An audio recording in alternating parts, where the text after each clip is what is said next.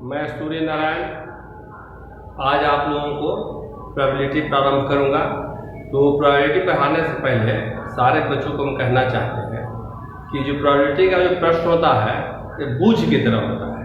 तो इसमें हम लोगों को इसका जो बेसिक जो कंसेप्ट है, जो थ्योरी है, उसको खूब अच्छी तरह से समझना चाहिए और समझने के बाद प्रश्न पर जाना चाहिए। तो हम अभी जो है इसका डेफिनेशन कंसेप्ट भी बतलाएंगे और सब पर एग्जाम्पल भी देते जाएंगे। स्टूडेंट जो है बहुत ही बारीकी से तथ्यों को समझने का प्रयास करें। आइए, तो हम लोग पढ़ रहे हैं probability.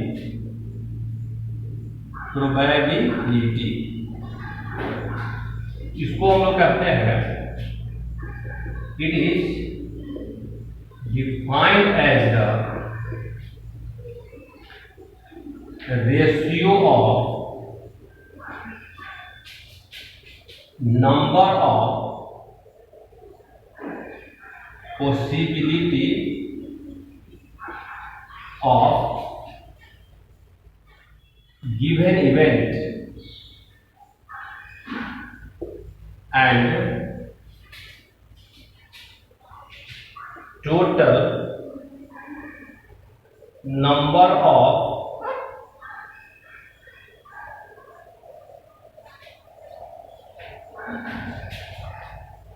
possibility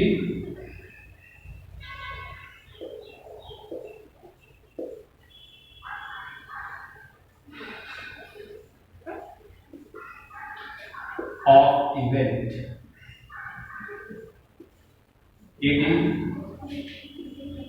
It is defined as the ratio of possibility of event. मतलब ये है कि जो गिवन जो इवेंट है उसका पॉसिबिलिटी पे संख्या कितना है और टोटल जो इवेंट का पॉसिबिलिटी है उसकी संख्या कितना है। It is denoted by P E. इसको हम लोग पी से डिनोट करते हैं। According to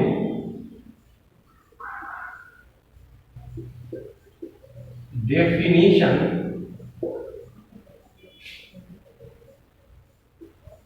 probability equal to number of possibility of given event by total number of possibility of event। ये हो गया प्रोबेबिलिटी का मतलब हुआ number of possibility of given event, जो गिवन इवेंट है उसकी संख्या, और total number of possibility of event, total जो इवेंट है उसकी पॉसिबिलिटी का संख्या कितना है। इसको हम लोग ये भी लिख सकते हैं कि PE equal to NE by हो गया NS। यहां पर वेयर PE का मतलब हुआ प्रोबेबिलिटी ऑफ इवेंट और NE का मतलब हुआ number of probability of event, number of possibility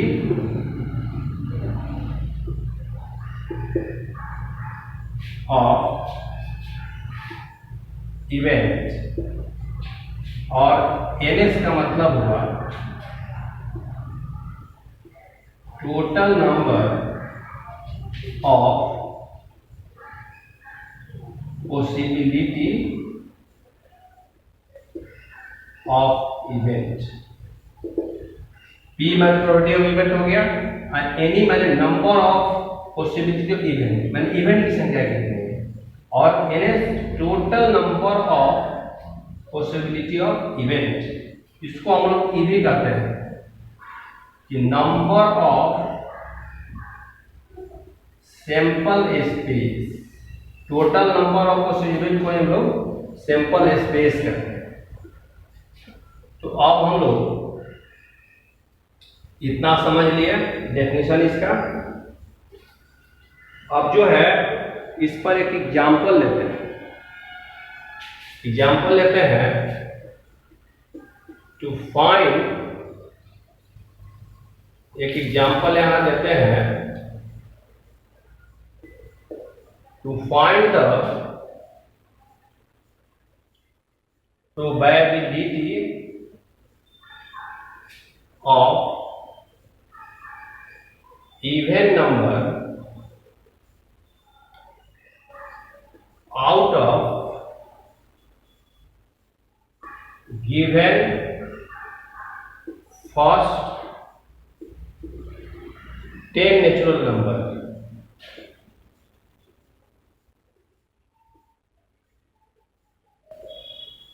तो सबसे पहले हम लोग यहां पर s लिखेंगे। s मतलब कितनी संख्या है जिसका हमको प्रोबेबिलिटी निकालना है। तो ये हो गया 1 2 3 4 5 6 7 8 9 10। तो इसको नंबर ऑफ जो सैंपल स्पेस है ये 10। अब let E equal to even number. तो यहां पर जो है इवन नंबर है 2 है 4 है 6 है 8 है 10। तो 2, 4, 6, 8, 10। नंबर ऑफ ई क्या होगा 5। अब हम लोग इसका निकालते हैं पीई मैंने प्रोबेबिलिटी ऑफ इवेंट, हो जाएगा नंबर ऑफ इवेंट, ये हो जाएगा एनएस। तो ये हो गया 5 और ये हो गया 10, काट देंगे 2 1/2। तो ये हो गया पीई जो हुआ 1/2 हो गया। अब हम लोग इतना सीख चुके हैं। अब आप लोग इधर लिख लिए होंगे तो इसको मिटा लेते हैं।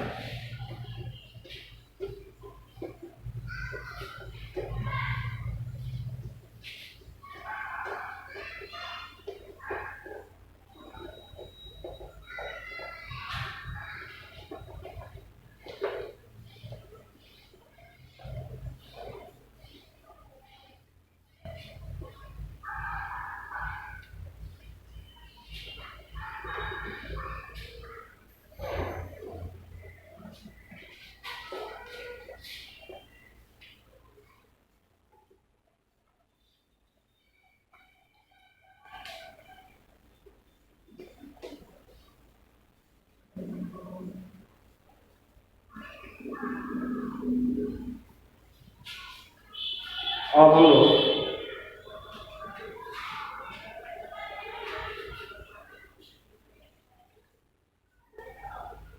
पढ़ते हैं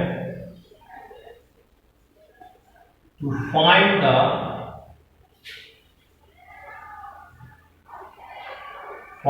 सैंपल स्पेस ऑफ क्वाइन। सिक्का का जो है सैंपल स्पेस कैसे निकालना। तो सबसे पहले है कि यहां पर हम लोग एनएस बराबर कहेंगे कि नंबर ऑफ फेस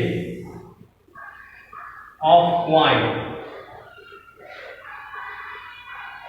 और यहां लिखेंगे m गुने n। यही फॉर्मूला हम लोग यूज करेंगे क्वाइंस पर आधारित क्वेश्चन के। तो यहां जो है कि सिक्का में जो फेस का संख्या होता है, जो सतह होता है, जो सरफेस होता है, वो 2 होता है। तो यहां पे हम लिख दिए 2 के पावर m इंटू n। ये हो गया सिंपल स्पेस निकालने का तरीका, where m equal to number of points और n इक्वल टू हो गया नंबर ऑफ टॉसिंग, मतलब कि m जो है कि कितना सिक्का, और n का मतलब हुआ कि सिक्कों को कितना बार टॉस किया गया, फेंका गया। तो अब हम लोग इसको ऐसे समझते हैं, if one coin tossing one time, एक सिक्के को एक बार टॉस किया है, तो इसको हमको निकालना है NS। तो यहाँ M तो हो गया 1, N भी हो गया 1, तो इसका जब हम NS निकालेंगे तो 2 के पावर होता है M इंटू N, तो यहाँ हो गया 2 के पावर 1 इंटू 1, तो फाइनल हुआ 2 के पावर 1 इक्वल टू 2। अब देखना है कि दो सैंपल स्पेस कौन कौन है, कैसे है। तो यहाँ पर हम लोग टेस्ट तो जानते हैं कि जो पॉइंट्स में एक होता है हेड, एक होता है टेल। तो हेड के लिए H लिख दिया और टेल के लिए T। तो यहाँ हम लिख सकते हैं कि NS जो है ये हुआ 2। तो अब हम लोग एक सिक्के को यदि एक बार टॉस किया गया तब उसका क्या होगा, सैंपल स्पेस निकाल लेंगे। अब देखते हैं कि if one coin tossing 2 times, कि जब हम लोग एक सिक्का को 2 बार टॉस करें तो यहाँ पर जो M है, कॉइन तो 1 है और N नंबर ऑफ टॉसिंग 2 है, तो यहाँ जब निकालेंगे NS तो 2 के पावर M गुने N, तो यहाँ हो गया 2, तो 2 के पावर 1 इंटू 2, तो फाइनल हुआ 2 के पावर 2 इक्वल टू 4। और इसको देखना है कि 4 कैसे होगा, तो यहाँ कहेंगे लेट, तो यहाँ जो है यहाँ तो आपको इसका जो S है तो 2 सिक्का, तो एक बार फेंके तो हो सकता है कि दोनों में हेड आ जाए, ये भी हो सकता है कि दोनों में पर टेल आ जाए, और ये भी हो सकता है कि पहला हेड है दूसरा टेल है, और ये भी हो सकता है कि पहला टेल है दूसरा, इसके बाद कुछ नहीं हो सकता है। इसको हम लोग NS लिख दिए 4 लाना था, 4 कौन हो गया, क्लियर हो गया दिक्कत। तो अब हम लोग फिर चलते हैं, इफ 2 coins tossing 1 टाइम, 2 सिक्का को एक बार उछाला गया, तो यहां पर जो है कि M इक्वल टू हो गया 2, N इक्वल टू 1, तो यहाँ जो NS निकालेंगे तो हो जाएगा 2 के पावर M गुने M, तो 2 के पावर यहाँ 2 गुने 1, तो 2 के पावर 2, तो फाइनल हो गया 4। अब यदि दिखाना होगा तो इसका जो S है दोनों हेड हो सकता है, दोनों टेल भी हो सकता है, और हो सकता है कि पहला हेड हो जाए दूसरा टेल, पहला टेल दूसरा हेड। तो अब हम लोग NS को 4 लेते हैं। अब हम लोग अगला जो केस हो सकता है कि इफ 1 coin tossing 3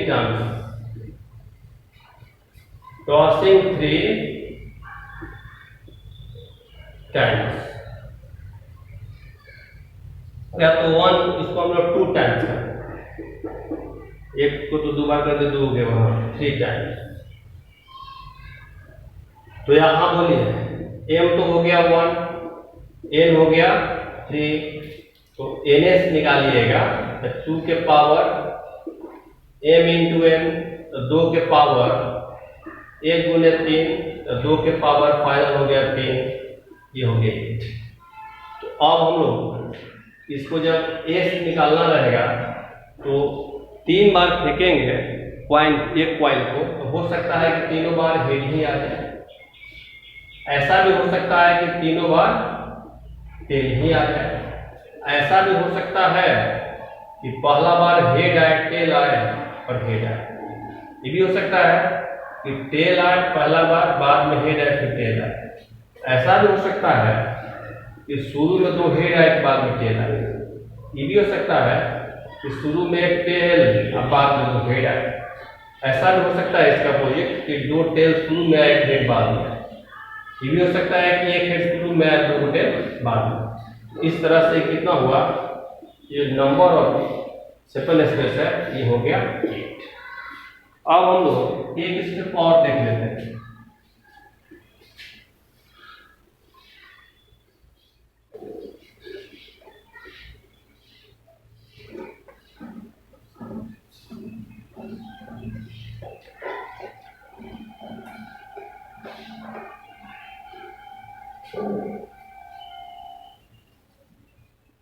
देखिए अगला जो है, if 3 coins